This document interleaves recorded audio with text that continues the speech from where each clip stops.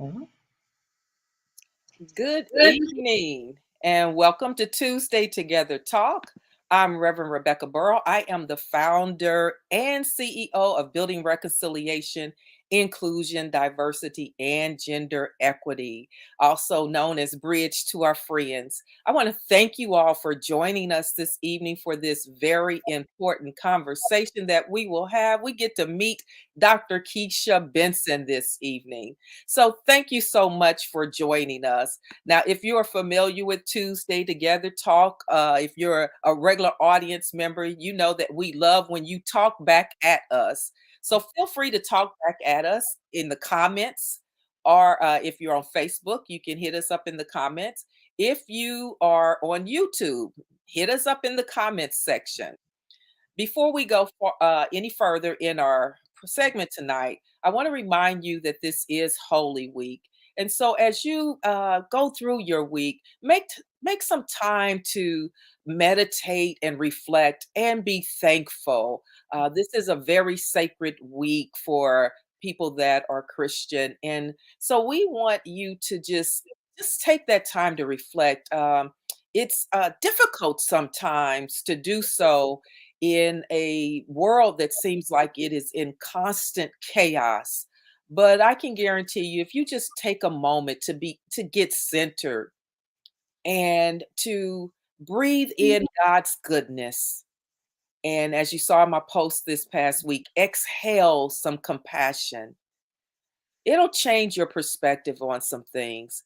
And then remember to do good towards people. So thank you so much for joining us. Oh, let's see who's out here talking to us this evening. We have Sarah Gilbert. Hey, Sarah, good evening. Rachel, good evening to you also. Rachel says good evening, Dr. Keesha Benson. Mm. And we have Niall who is watching. Anybody else that's watching, please just make sure you drop us those comments. If you're having trouble or you know someone that's having trouble getting on to see us through Facebook, please send them over to YouTube at Reconciliation and Equity. Just type in the search Reconciliation and Equity, and you will definitely be able to see us. So, welcome to Tuesday Together Talk. Tonight we get to meet Dr. Keesha Benson, who is a candidate for Pinellas County School Board District 3. Now, let me make sure I say this to you. It is an at-large board seat, which means that it is for the entire county from Tarpon to St. Pete and everything in between. It is the entire county of Pinellas County. Now, listen, that means if you live in Pinellas County, no matter where you live, you will be eligible to vote for this seat. Now, remember this, you need to be registered to vote, okay? Be registered to vote and do not wait. So, without further ado, I want to introduce to you Dr. Keesha Benson and just let you know who she is. Dr. Keesha Benson was born and raised in St. Petersburg, Florida, and educated in Pinellas County schools for K through 12. As a champion of public education, Dr. Benson received both her doctorate as a PhD in social work with a focus in community intervention and a Master of Social Work, her MSW degree from the University of North Carolina at Chapel Hill.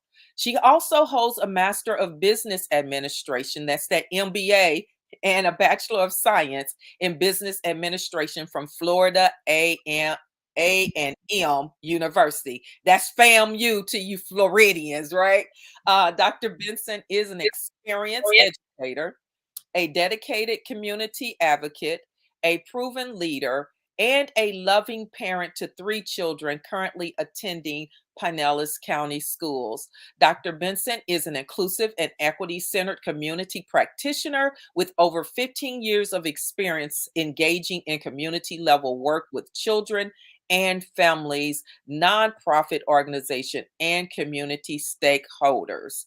So, without further ado, I would like to welcome Dr. Keesha Benson to Tuesday Together Talk. Thank you, Dr. Benson, for being here with us. And I'm so proud of you, one, for stepping up and putting yourself out here for this seat for Pinellas County School Board. I'm proud of you and I'm excited for you.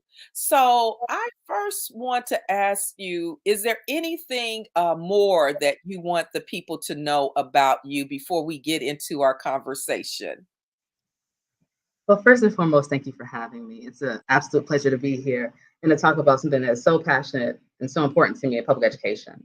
So, as you said, I'm Dr. Keesha Benson. I was born and raised here. Six generations of my family live in Pinellas County. My mother was an educator for 37 years in Pinellas County schools. So, early on, I knew the importance of education. I think I still had perfect attendance, probably K through 12 here, going to school. I was a product of busing to Starkey Elementary. I went to Southside Fundamental School, which is one of the best fundamental schools in the south side of St. Petersburg. Unfortunately, it's no longer here. And then Lakewood Center for Advanced Technologies, which was a magnet program. And I think I just had an exceptional, diverse education in Pinellas County schools. I've moved back with my family, and I have three young children currently in the school district. And I want the same opportunities for them and for every child that goes to the district here. So it's really important to me to be back here doing this work. And I think for me, I think that education is the baseline and the catalyst for social mobility. When we think about generational advancement and cumulative advantage, a lot of that starts with education. A lot of the issues that we see today in the ills, I think, are so much tied to that. And ensuring that we can catch children now and opportunities they can have in the future are really important to me. So excited to be here and excited to talk about this with you today. Thank you so much. Okay, audience. So, our first question for you tonight, if you live in Pinellas County, I want to know, what changes do you think need to be made in the Pinellas County school system? If you live in Pinellas County, you have children in Pinellas County, just let me answer that question for us. If you do not live in Pinellas County, just let me know, what changes do you think need to be made in whatever county school system you live in. You don't have to have children to be concerned about the school system. And I'm sure Dr. Benson will talk a little more about why all the school systems are important to us and why those board seats are important. So let me get to the first question. How long? Well, why are you running for the third district county-wide school board seat? Yes. So I think it's really interesting. I never thought that I would run for public office. And you talked about this being Holy Week. I came into this year really just focused and fasting and prayer and centering myself. And I think in that time period, as I think about my purpose, the school board was something that really brought every talent and gift I've been given to the forefront. So I've been able to run programs that were Birth to Five initiatives that prepare kids for kindergarten. I've been also been a professor for over 10 years now. So I really understand what students need on the back end of this. And we'll talk more about that. But I think when I consider the talents that I have as a leader, as someone with data expertise, someone that has a systems and policy focus, the school board is a natural fit for those talents. Mhm. And I think also, as someone that went through the district here and moved away for a period of time to do my master's and my PhD, coming back to this, I've seen that the schools are almost more segregated than we were when I left. Mhm. And the concern around that, and someone that has a diversity and equity lens, being able to look at the data, look at the issues, being transparent in that. And I think those are all really good skill sets to have as a school board member. Dr. Keisha, you mentioned in your response to that question, you mentioned that systems. Mhm. Um, can you tell us a little bit more about what you mean about the systems, school system, and how even community, those social determinants we sometimes talk about, how that system comes into your purview when you're thinking about the role that you would play as a school board seat member. Thank you. I always say that I really believe in healthy children, strong families, and engaged communities. And when I talk about school board, I often talk about the context of Pinellas County and some of the metrics and things that we've seen here. So we know we have the fourth highest rental rates in the nation right now. We know that there's food deserts and food insecurity. We know a lot of things that children and families are facing with the digital divide when we were in COVID times. If we don't consider those things and how they impact children, families, educators, and school personnel, then we're doing a disservice to the schools. People may say that that social service kind of lens is outside of the scope of a school board, but it doesn't mean that we can't partner with other system leaders that are doing that work and think about what things we can do to, to surround families with those wraparound services and make sure the teachers have pay parity. And we're going to talk about some of this a little later. But also, what can the community do? You know, when I was growing up here in Pinellas County, I was in every program, every weekend, every opportunity that taught me multicultural skills, STEM skills, research, leadership, oration. And there's so many opportunities out there that the community wants to build into these things. How do we make sure that we're engaging them in this work as well? Thank you for that response.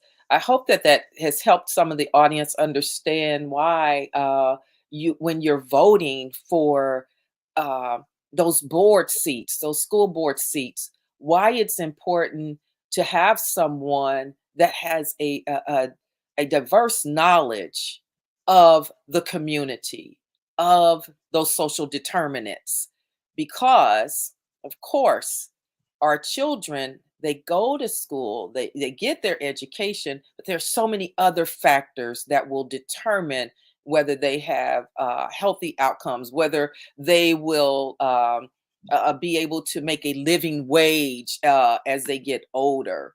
So Miss Carrie Yvonne said additional accountability to ensure the presence are accurate, historical, and full, complete curriculum. So I think we'll talk a little bit more about that this evening, Carrie. Thank you for joining us. Karen Franklin, thank you for joining us also. So, Dr. Keesha, you're running for school board. Uh, please tell me what I know. You have a doctorate degree, you have two master's degree, you have a bachelor's degree. Tell me, you have that education, but how has that education helped you determine that you wanted to run for school board? No, thank you. People always talk about all my degrees, and I always say that they're letters, but they give me a seat at the table to talk about issues that are important to me and my community. Mhm. And I think oftentimes, as an African American woman, that you don't always have those opportunities. Right. I think the important thing for me is, as an educator, my first time teaching in the classroom was probably 2008. I was able to teach my first graduate course. And I appreciate the fact in my doctoral program that they not only gave us the content expertise, but they taught us how to teach. And there's a beauty in that. When you think about classroom and pedagogy and being inclusive in the classroom, being experiential with assignments, bringing students into the process. And I think even with me as going through so much education as I have, it let me see different teaching styles and it let me see what I loved and what I would never do to my own students. So I can recall a time in a classroom where I shared my beliefs or my thoughts about something, and another student turned around and just screamed profanities at me, and Mm, the educator did nothing. mhm. I learned how to make my classroom a safe space. I learned how to make my classroom a place where we created cultural norms and had opportunities to have the difficult conversations and dialogues, but in the same sense where students felt safe. I think for me in education, I always want to, if there's something I'm passionate about, I always want to develop that craft. So I was at every teaching and learning center, classroom conversation. I went to the book groups, I went to the trainings. And because of that, I was able to go to the university's Provost Teaching Academy. So I was a full-time professor at Temple University, assistant professor in their School of Social Work, College of Public Health. And during that time, I went to the Provost Teaching Academy, which kind of the best teachers in the university. And it taught us different skill sets in that sense. I later became a faculty developer or faculty fellow in our Center for Teaching Excellence. And I thought that I would one day go on to run my own teaching and learning center. Mm, The reason this is so important to me is because I understand what educators are going through. I taught during COVID times. I still teach right now for Rutgers University in their online program. So I know what it's like to teach virtual. I know what it's like to teach in the classroom. And I also understand what students and families and teachers are going through during this time. I know how difficult it is and how you engage students in that kind of classroom environment. So I think for me, having that experience, understanding what educators are going through, and then also knowing there's new teachers in the field.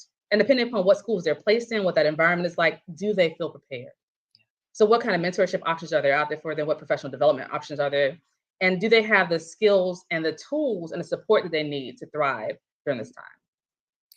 I'm glad that you mentioned that you know what it's like. You have, so you've been on both sides of the equation. And so you can, you resonate probably with what some of the teachers are experiencing right now as they face challenges of budget cuts and trying to teach in classrooms sometimes that are overcrowded or don't necessarily have all of the supplies and things that they need to have successful classrooms, and the sacrifices that a lot of our teachers are making out of their own budgets, uh, just so that they can ensure that their children are educated. And then you have the other side. You've been a student for a few times, and then you have young babies or children. They're not baby, they're children that are currently going to school. So I'm glad that you're able to bridge your experience as a teacher, your experience as a student, and also as a mother of three children who now is running for school board. And I'm so thankful that you're able to share with the audience tonight what your expertise is. I'm thinking that she's making it clear, right, y'all? So if you have questions of Dr. Keesha Benson, I want you to start dropping those in the comment section right now. One of the things I want to know about you, I didn't read your entire biography, but I want you to express to the audience your community experience. You were born and raised in St. Pete. You've been, a Pinellas County. You love your county, but how are you involved in the community? Because I know that I would want my school board representation to be involved in the community and at least have their finger on what's going on in the community. Thank you. So I currently sit on the South St. Petersburg CRA CAC. So that's the Community Redevelopment Area, and that's the Citizens Advisory Committee. So that committee is allowed to go by and look at the various things that are happening in South St. Petersburg. We have speakers come in. We have committee members that are always welcome to our meetings on the first Tuesday of the month at 5:15 p.m. at the City Hall. And we really look at the various things that are going on in our community, and we give feedback to City Council. So we're not a body in which that we can vote in a sense of passing laws and policy, but we can let them know what the community is thinking and what they want to hear about our area and how they support those efforts. I also am a member of Leadership St. Petersburg. One of the reasons that I joined Leadership St. Pete was when I first moved back home, there were so many disparities. And I started asking questions. What's happening in our education system? What's happening with equitable economic development in our city? And I was really happy to join that opportunity because it gave me access to the various leaders around our community, but also opportunities to go out and see some of the things that are going on and see into the history that's passed in the period of time that I was gone away from the community. I think also, since I came home, I led several initiatives. So I led the Grow Smarter initiative out of the Chamber of Commerce, which was equitable economic development for the city of St. Petersburg. So I was able to bring together 90 plus organizations and start talking about things like culture and education and what's important to the workforce within our city. When I left Grow Smarter, I went on to run Thrive by Five Pinellas. And when I was the director of Thrive by Five, there were a lot of initiatives and things that we were able to bring together at that point. So we looked at how to prepare children for kindergarten, but not just academically. How do we prepare them from a cognitive stance, social, emotional, physical, mental health? How do we work with various system leaders again to be able to make sure that parents and children have access to that? We were able to launch several different initiatives, TB5 Connects, where parents can go on and say, hey, I'm a parent of a child in North County who's 3 years old. I think they may have ADHD. Here are some resources and places that I can go. Here are some referrals for you as a parent. We also looked at some things around that time with our childcare providers in the area. So I'm really also big on early childhood education and preparing students, where we understand that not only are some of the families living in areas where they have greater needs, but also some of the childcare facilities Unfortunately, during the period of COVID, a lot of those facilities closed down. One of them being my own. It didn't close, but it closed for a period. So I had a 4-year-old that was in PPK that was home for 8 months, and what Mhm. that was like to try to be with him during that time, and also what those centers were experiencing. I think the other piece of that is we also looked at family friendly Pinellas, where we went to different workplaces and said, what are your policies around making sure that families have what they need when they're in the workforce? So the person that took over behind me, Dr. Balan, is doing a phenomenal job at Thrive by Five now. When I left that piece, I went on to another organization to serve as a chief learning officer. And during my time there, I was able to really start thinking about the data in our area in Pinellas County. So we're going to talk about this a little later, but I was able to look at kindergarten readiness and third grade reading levels and other system level pieces that impacted children and families. So I think for me, the community is just so important to me. My husband and I are also really involved in our church, and we do a lot of service there. We're Living Church St. Petersburg. And I was on a number of boards and organizations before coming to philanthropy that I had to step away from during that time. But when I decided to run for school board, I did leave my prior position. And so now I'm moving on to do more things in the community once again, and also moving on to consultancy in this area. Wow. So, but that's a good thing. Yeah. We need our school board members to be invested in the community, at least so that they know the community that they are hoping to serve. And I can say without a shadow of a doubt that you know the community that you are seeking to serve.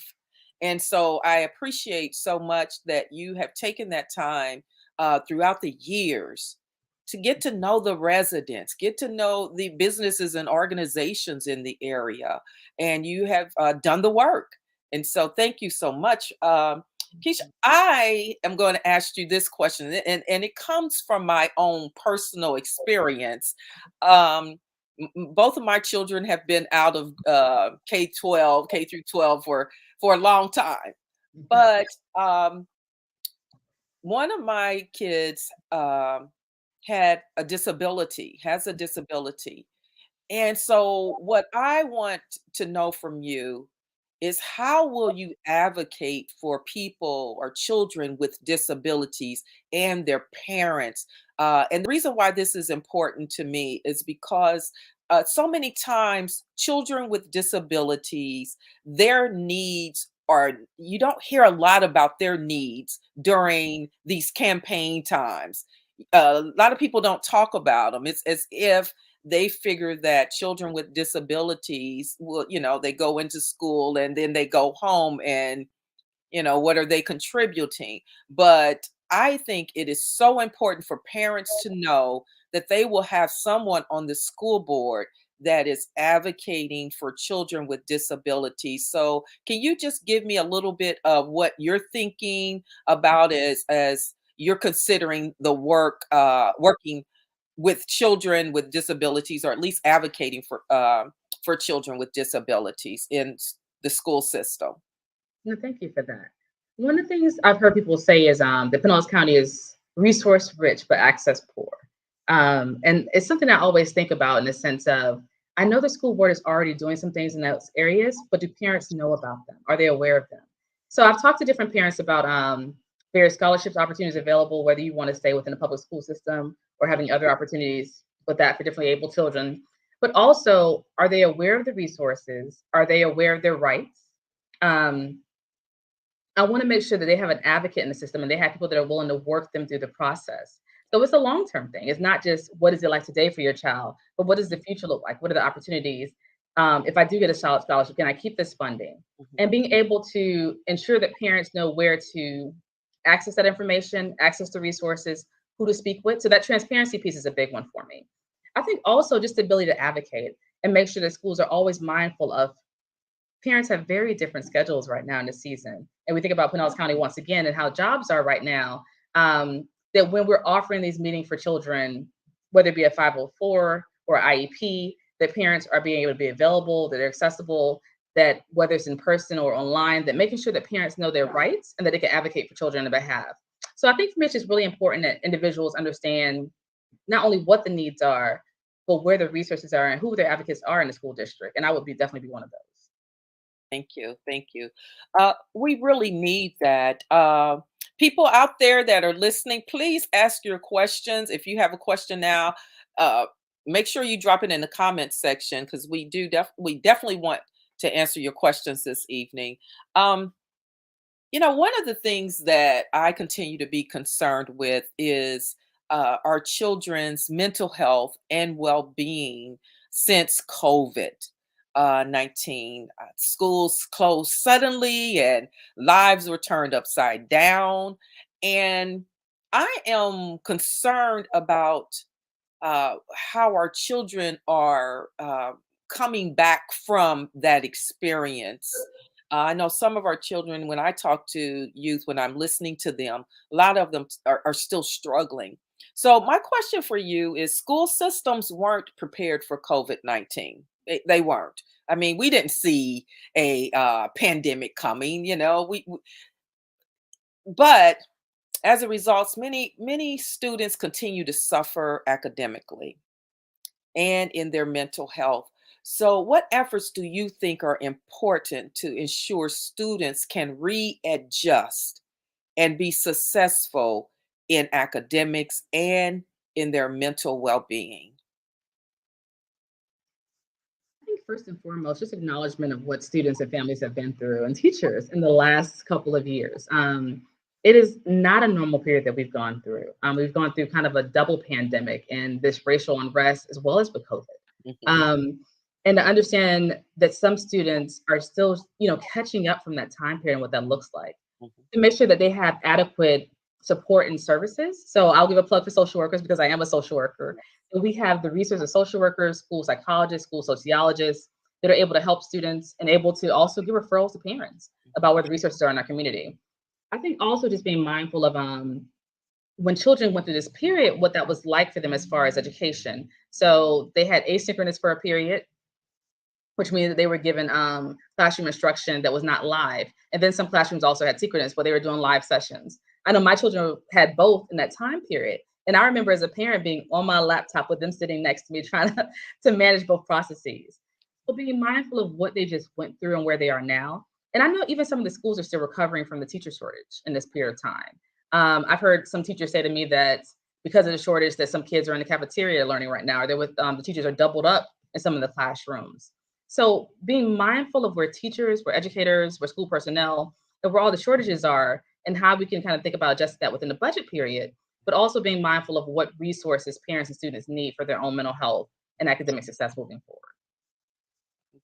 thank you.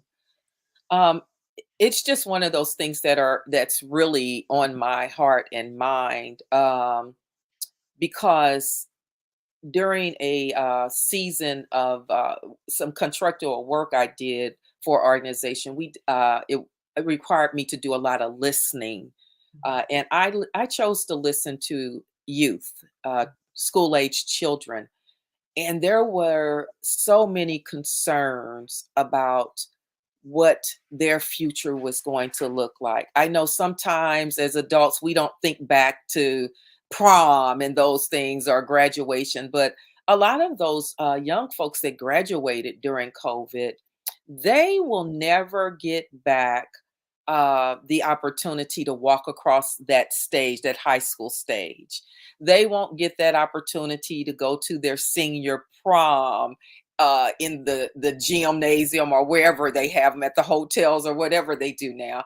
And for them, although it seems kind of insignificant to adults, it was major because it was part of what they were working towards. It was a rites of passage for them, and some of them are still very concerned about how that has impacted them, and also if it happens again, Mhm. what happens, for college students that were graduating and going to college and did not get to move into those dorms, and all those things change for them, and so they are very they're aware of the change, and students are concerned, as well as the parents are The significantly parents concerned as well. are concerned, and that social isolation things that they experienced in that time was real. I remember the opportunities I was the mayor of Enterprise Village in my fifth grade year, or when I went to prom at the Vinoy.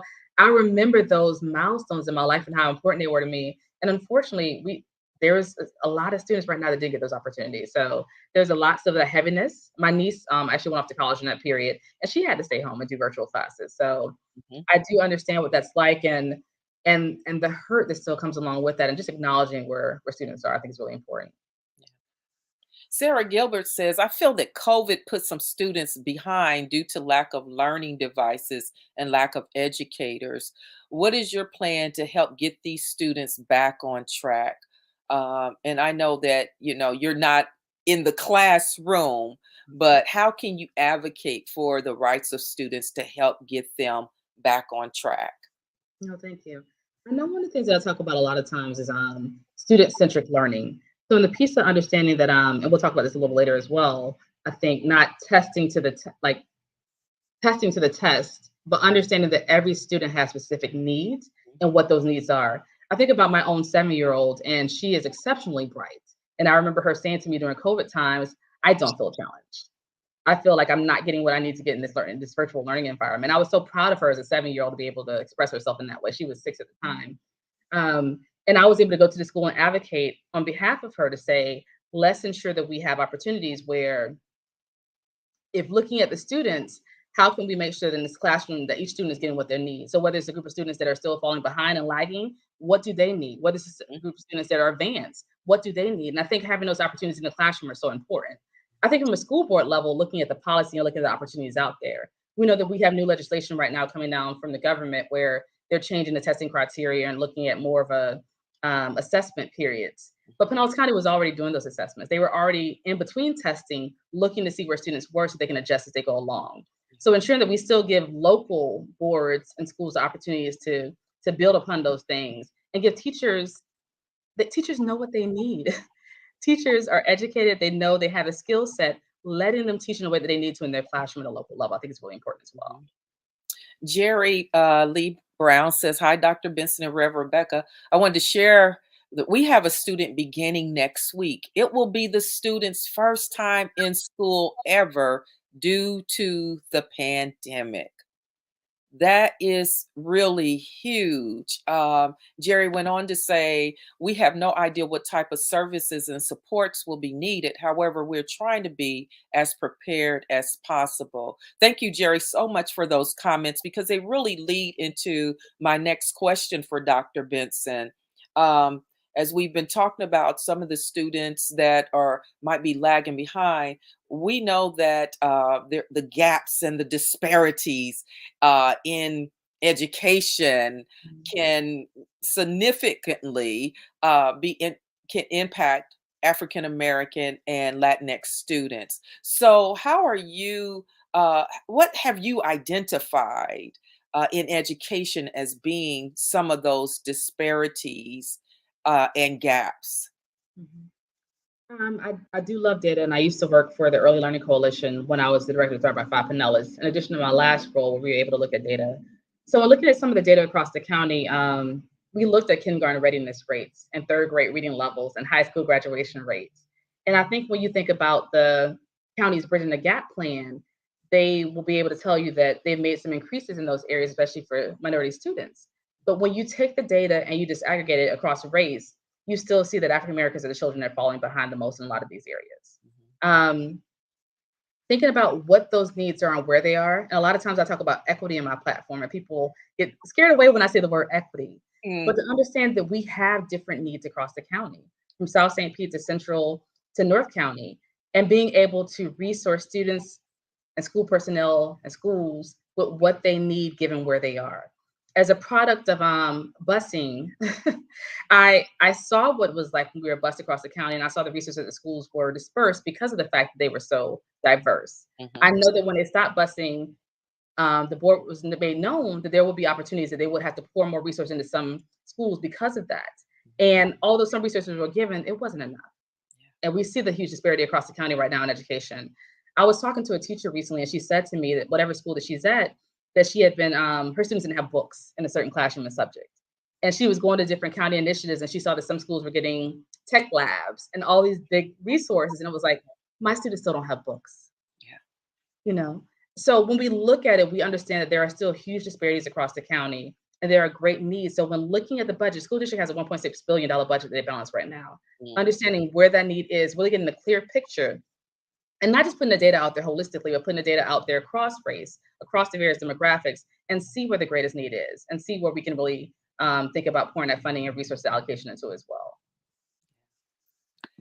It's interesting as you were talking about how people are afraid of the equity piece, because I think a lot of times people get the idea that equity means that you're going to take something from my child and give to another child. And I was in conversation with a lady, um, and she was one of those folks that thought that for the longest, when she had a kid, one of her kids in school, Mhm. she was so concerned that, oh my goodness, they're taking from my child and giving to the black students, and that's just not fair. And she discovered when her next child went to school and had a disability, why equity was important, Mhm. because it provided her child with a learning disability. It provided him the resources that he needed when it came to equity. And so she began to understand, oh, this is why, we have to look at students individually and assess their needs and what they need in education.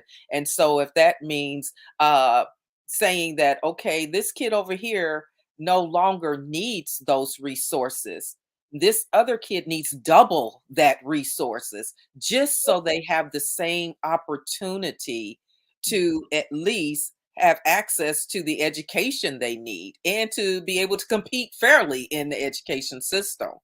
And that's such a beautiful piece. I remember I did a faculty development group on a book called Pedagogy of the Oppressed. And it talked about the fact that people feel like there was this pie. And if you were to take some for someone else, they would lose their power in it. So they Yes. were willing for individuals to have something as long as it didn't take away from them. But it's Yes. not a zero-sum game. It is the fact that when everyone is elevated, we all are elevated. There's Yes. so much research out there that talks about workforce development and economy. And in Pinellas County, because there's huge wealth gaps and wage gaps, we see the disparities across the county. If we were able to solidify education and we really truly think about what social mobility looks like, it would be a better outcome for the whole county. It Yes. would improve our, our overall economics. It would improve so many aspects of it, and it would diversify our workforce. And I think people don't understand like the long-term impact of having inequity in education can cause for that. Yeah. Well, since you mentioned the pedagogy of the oppressed, please Yes. note that Dr. Deborah Yonker, she was on Tuesday Together Talk. I think it's probably been about a year ago. And if you want to check out that video where she talks about the pedagogy of oppressed, we went through that book. Please make sure you check that out. Just go to at Reconciliation and Equity on Facebook and click on our videos, and you'll find Dr. Deborah Yunker, Junker, as we talked about the pedagogy of the oppressed. That is such an important piece that if you are a person or concerned about education, you need to make sure that you read that particular book. Um, so, Dr. Benson, now I won't ask you specifically your thoughts on some of the recent legislation. I'll just add my little 2 cents. Or because I have heard a number of stories recently in Pinellas County in private schools and public schools that has to do with a lot of racism and attacks on African American students, blatant racism by their peers. And it's being condoned by administrators and teachers. I had a former colleague that sent a message to a number of us on an email or a text message chain about a situation that she's currently going through related to the school system in Pinellas County.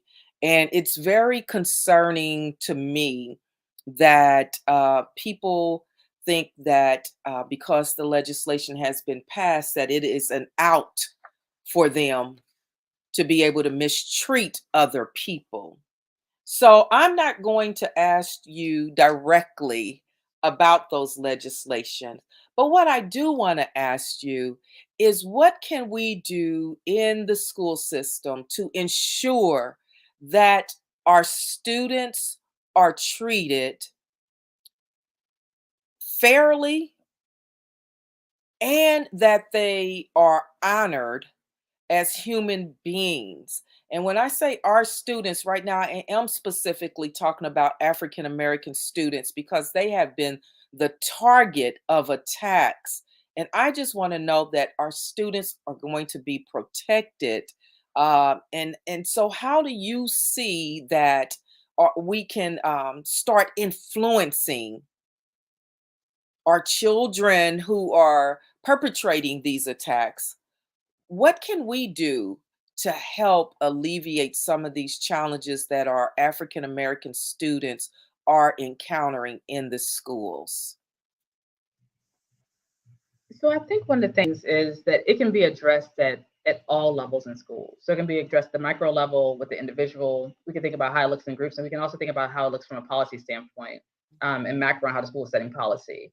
So when I think about inclusion and diversity, it's not just the that tokenism piece. It's not just the, we say that we are inclusive and diverse, but it's that belonging and how people know that they are welcome somewhere. And I think especially when I talk about how segregated schools are right now, it's because the county is segregated. And looking at the history of our county with redlining, we know that, we know a lot of those things were purposeful, Yes. unfortunately. So being mindful of the history of our county and how that impacts what's going on right now in schools, being mindful of teaching our children about their history, which is so important and so relevant because when we don't have an educated and informed students, we don't have an educated citizenry coming out of school and what that looks like. I think also being mindful of the policies that we set about if there are hate crimes, if there's bullying, if there's anything, in any population that is diverse, what is the outcome of that? How are we addressing it? How are we speaking about it? How is it handled? Because students are watching. They're watching to see what we do as adults in their lives. And it sets, I keep coming back to, it sets impact for generations to come of what that looks like. Um, I know when I first moved home, it was really interesting. I met some children, they were talking to my own children, and they made the comment that your children are beautiful. And I said, thank you. And they said, they're mixed, right? Mm. And I said, no, they're Black Mhm. and they're still beautiful. Yeah. And it made me wonder, what are our children hearing? What are the narratives that are coming out for them? And that's the nuanced piece of that. Whereas the microaggressions, it's not the overt racism, but it's what are they being told day in and day out about their value and about their worth as humans. So going back to all the pieces of this, making sure that we have policy that is really strong about what happens when there is something against these against who individuals are, making sure that we are talking to children and families when these things occur and that they're aware of what's happening within these schools. And it's being also making sure that teachers have the skill set and things that they need to have these conversations. I know when I had the I created an inclusive institute for my university. And it was really for educators that said, hey, something happened in the classroom and I didn't know how to handle it. Mhm. It blew up on me and I didn't have the skill set to do it. Yeah. So having conversation with teacher where they feel comfortable when those things occur about how to handle it, how to address it, how to engage with students, and to prepare for that when it comes. Yeah. Um, okay, so let me give this disclaimer. Thank you, Dr. Benson, for your response. Now I'm going to give my disclaimer, which is Dr. Keisha is not saying this. I'm saying it, okay? So please know this. My opinion is if there are going to be policies that expose our children to hate and to violence and to inequities, then we need policies that will counteract that hate, those inequities, and definitely the violence against our children. We need to make sure that our children are protected. So I'm saying that to all of you who are listening. Remember that your school board member will be able to help make some changes. However, as residents in Pinellas County or wherever your children might go to school, it is up to you to also advocate for your children, the children in your community, the children in your churches, the children, your grandbabies, whomever. It's important that you take an active role in advocating for policies that impact your children. So another reason why you need to make sure that you are wise in your voting. Okay, so, Dr. Benson, Sarah Gilbert said, Amen, Rev. Rebecca. Amen, Sarah. So, Dr. Benson, I want to ask you this question, and you kind of hit on it earlier. There are a lot of challenges impacting teachers and students right now. They're facing a number of things. Um, can you just kind of give me a couple of the challenges you think that are impacting our teachers and our students? Mhm. And what solutions would you bring to those challenges? Mhm. So one of the things that I talked about a little bit already was that student-centric approach. I think so often students aren't getting their needs met for who they are as an individual. And I know there's these overarching kind of learning parameters and goals, but also where is the need with that student and how are you teaching to them? Because we know from a learning style that everyone has a different learning style, what that looks like, and are we giving those things to students in the classroom? I think also just respecting teachers and their skill set, and they have the ability to teach. So giving them some autonomy in that, letting teachers teach. So often we have this state level legislation that's coming down, and it's just stifling education in some ways. So giving that power back to the local boards, giving that power back to the local districts, so that they can be really mindful of what the needs are in their district and speaking to that. I think some of the other pieces for me is data, being transparent where we are as a district. Yeah. So putting that out there. I remember my former institution, we were tracking COVID numbers by race, and we were putting that data in dashboards out all the time. When I would look at the school district's data, it was always lagging behind or very different from what we were finding at the county level. And it's why? Why is that? Why is the data not disaggregated? Why is it coming out slowly? Why is it coming out? So that's one of the pieces that I would really strive for as a school board member, making sure that parents, the teachers, the school members, stakeholders have access to the information in real time as it comes out and making it transparent. And then let's talk about it. Yeah. If there's opportunity for town halls, if there's opportunity to bring citizens together to kind of see what the needs are there. And even if you don't have a child in school right now, remembering that this is the future of our community. This is the future nurse that will take care of you. This is the Right. future educator that will educate your own children. So being mindful that we want them to be informed, we want them to have a great quality education. And then how can we pour into that right now? If I thought about other pieces that were really important to me, it goes back to that cradle to career piece. So a lot of our kids are coming into kindergarten. I need to find the numbers for kindergarten readiness. But if you look at Pinellas against other areas, we're doing okay, but we can do better. So Mhm. what does that benchmark look like for children? And are they ready for kindergarten? Is that all children? Are they prepared to come in and learn? And then the other part of that is that workforce development piece. As an educator, I've had grad students. They got to me in the final semester of college Mhm. that had poor writing skills. Yes. And it made me wonder, how did you get to me? Like, I am the class before you graduate with a master's degree.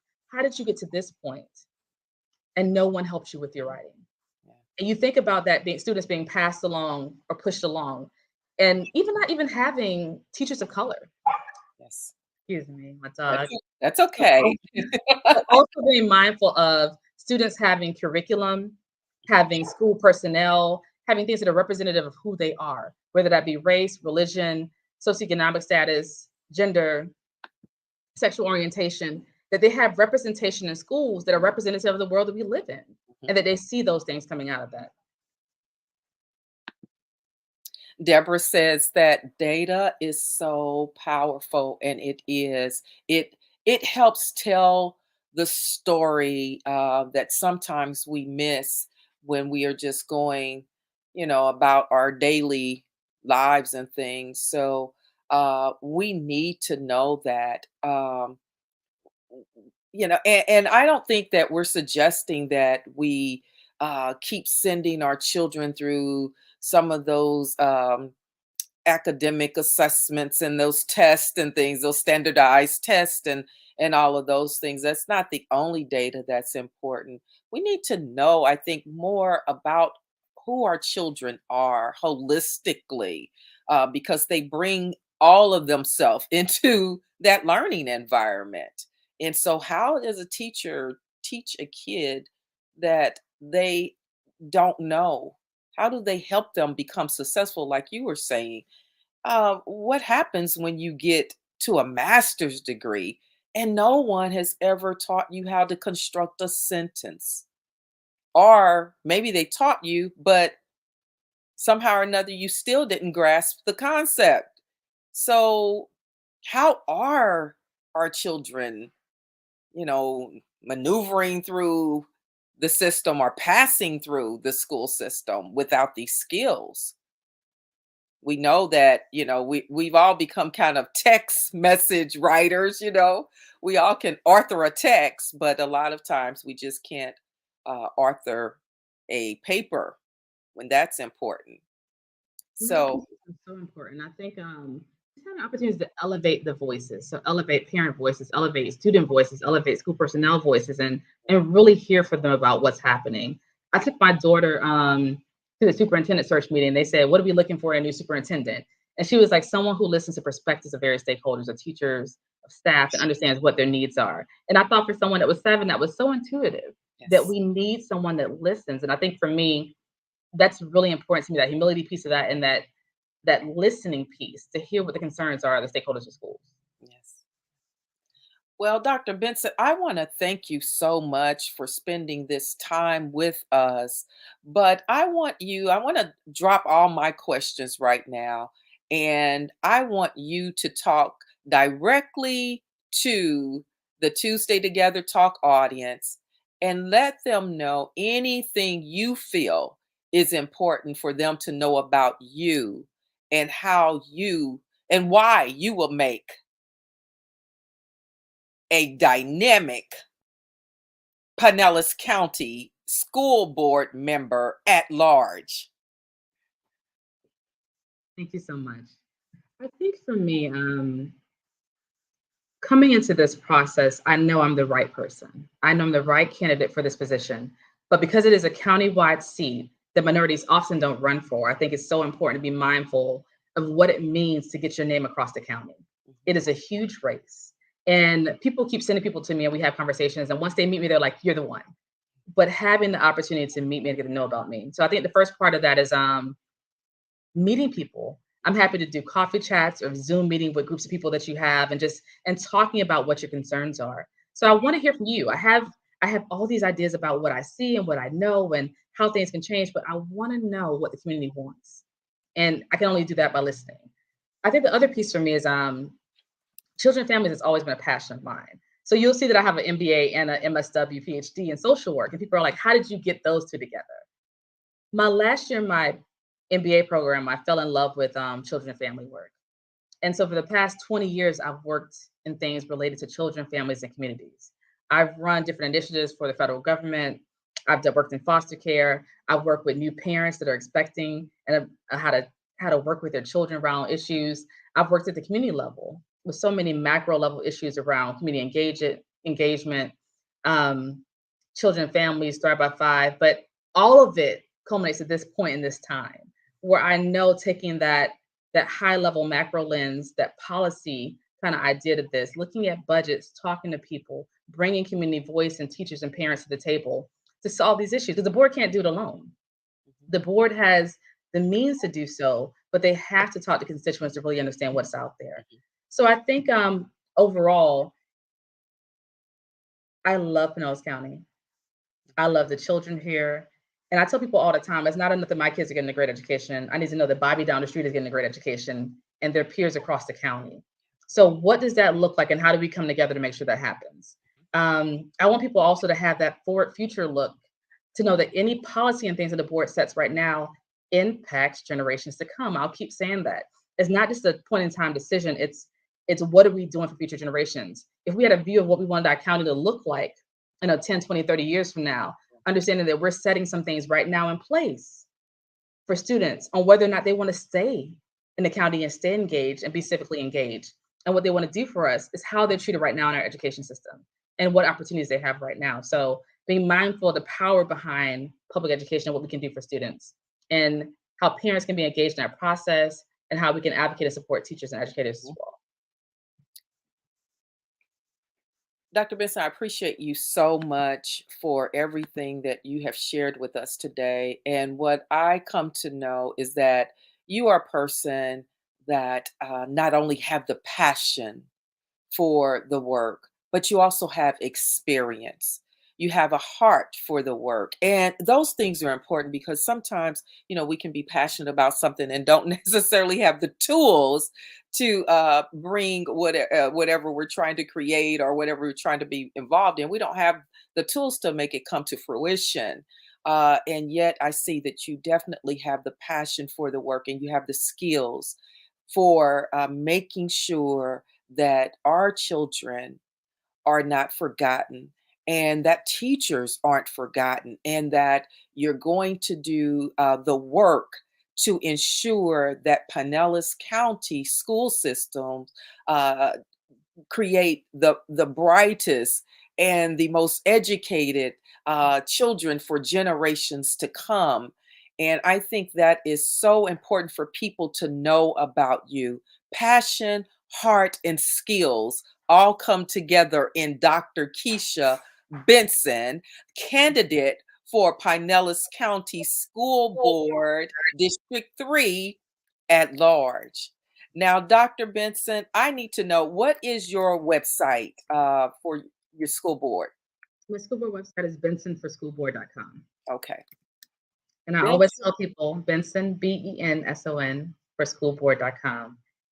I always say that we can't do this work alone. So I take every gift, talent, coins, prayers that you have to continue to do this work and move forward and get our name out across the county. Okay. Now, listen, if you go to a church in Pinellas County, please talk with your pastor or whoever your leadership is that would be able to give Dr. Keesha Benson an opportunity to come into the church and speak to the congregation. We need for that to happen from North County through South County, all the way across Pinellas County. We need to make sure that people get to know Dr. Keesha Benson.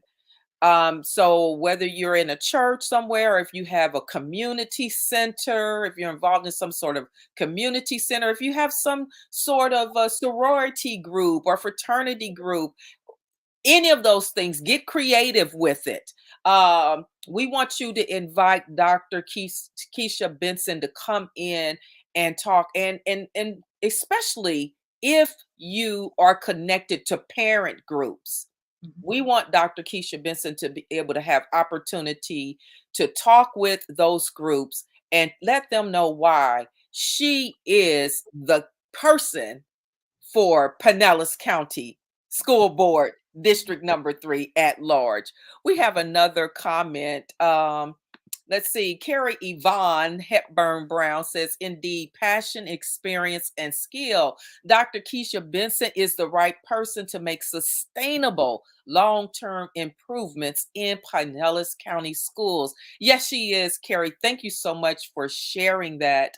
Um, so, Dr. Keesha, you see you got some people in your corner, but we want to make sure there's enough people in your corner to get you over that hump. Comes when are they voting, Dr. Keesha Benson? So the primary election is August the 23rd, and there is a general, but we don't have to go to the general. We can win this in August with 50+1.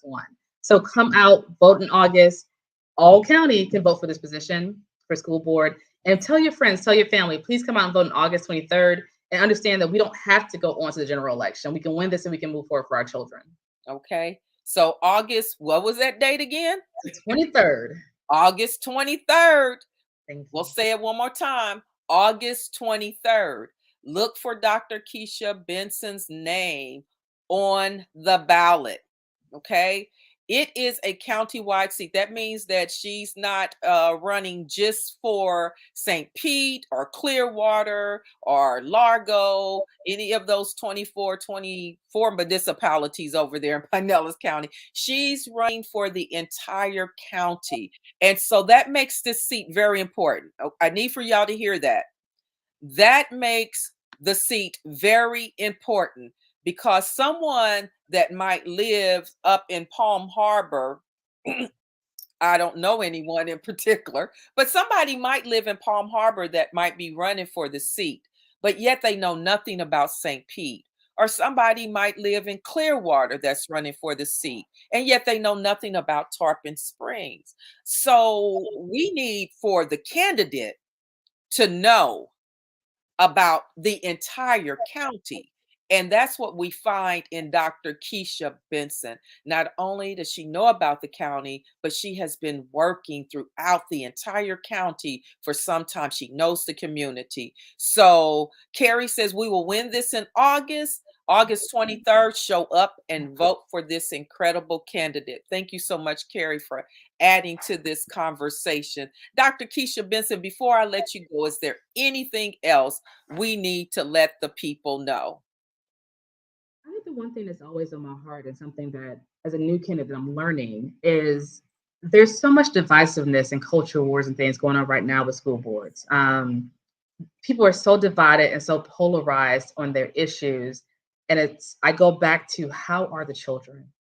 How are the children? And one of the things I can tell you about myself is I'm someone who is one, a connector, and two, someone that's able to talk across all these things. Mhm. So I'm happy to come to the board and have conversations. We can disagree as long as we're respectful in that discourse. And at the end of the day, we decide on outcomes that are best for children.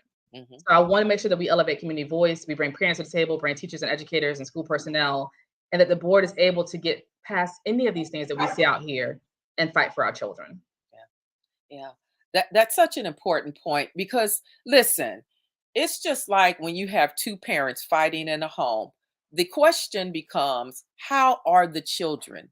So when our children see all this fighting and everything going on at these school board meetings and school board members being violated and threatened and all sorts of things, teachers being mishandled and disrespected, the question goes back to how are the children. And so I think it becomes necessary for us to reiterate the importance of respect for our school officials. Even if you don't agree with what they're saying, we still need to respect one another. We can respect one another and make sure that we are respecting the dignity of all human beings. We want that to happen because that's the influence, that's the impact we want to make on our children so that they learn how to respect Mhm. other human beings and that they understand the value of each human being and the dignity of human beings. So, And thank you, Dr. Keisha, so much. You got something else you want to add real quick? no, and I think that's that mutual respect. The same way they're respecting the board members, we're respecting parents and teachers. Yes, absolutely. Absolutely. So, remember that www.bensonforschoolboard.com. Check out Dr. Benson's website because I'm learning that Tuesday Together Talk is my platform. I can say if you want to assist her, if you want to contribute to her campaign, check out her website and please feel free to do so. Support this woman, this amazing woman. I know we all got excited when Katanji, Supreme Court Justice, was confirmed the other week. But I need for us also to be equally excited when our local folks are running. When you see an African American woman that you know that she has the moral standards that you adhere to and that she has the skill, I want you to be just that excited to vote and support this woman. So, Dr. Keesha Benson, thank you again for joining us. I am Reverend Rebecca Burrow. I'm the founder and CEO of Bridge, Building Reconciliation, Inclusion, Diversity, and Gender Equity. Remember, you can always follow us at Reconciliation and Equity on Facebook. Check us out on YouTube, also at Reconciliation and Equity, and on Instagram at Reconciliation and Equity. And if that's not enough for you, come check us out at www.reconciliationandequity.com. We are in the business of trying to create a more just, equitable, and inclusive world. That is our mission. That is our goal. We want to make sure that human beings understand and recognize the dignity of one another. The other thing I need for you all to know as we go forward, I've talked to some of my people, my friends, and so some of my colleagues and folks, and we're getting ready to do a really interesting conversation next time you see us on Tuesday Together Talk. We're going to talk about privilege, colorism, and natural hair. Say what? Yes, we are. Privilege, colorism, and natural hair. This is going to be an important conversation. It's probably going to be a little different than what you think it's going to be about. But be looking out for the announcement within the next week or so. It's going to be a conversation you don't want to miss. Remember to like and share this video. Make sure that you share it with friends and other people that who do not know Dr. Keesha Benson. Come back to this video if you have questions again about who Dr. Benson is, and make sure you share it. God bless you. Y'all hang out for a minute for our outtake, and we'll see you again. Dr. Benson, if you can hang out in the studio with me for just a little while longer, I appreciate it. So God bless you all, and I want y'all to have a good week. All right. Just have a grand week. This is Holy Week, like I said in the beginning, and I want you to make sure that you reflect and honor this week, and that you find a way to be thankful just for all the things that God has done in your life. God bless you all, and we will see you again real soon.